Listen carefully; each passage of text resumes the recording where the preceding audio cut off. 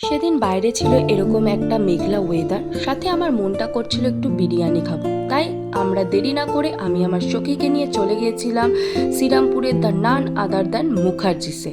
আর ভেতরে ঢুকে ভেতরের ভিউটা ছিল জাস্ট অসাধারণ, যেটাকে আমি বলে বোঝাতে পারবো না। অ্যান্ড এখানে আমরা একটু ছবি টবি তুললাম, ছবি তোলার পর আমরা ভেতরে গেলাম।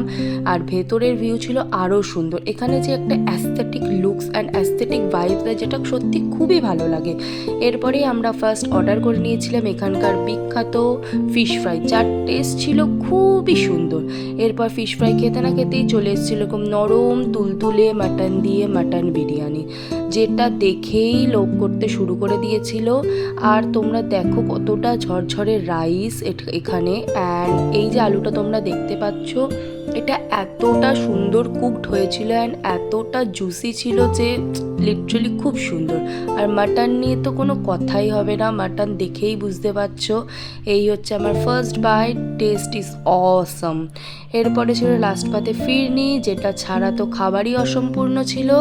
অ্যান্ড এটার টেস্টও খুব সুন্দর। আর এই আমার বন্ধু, টাটা।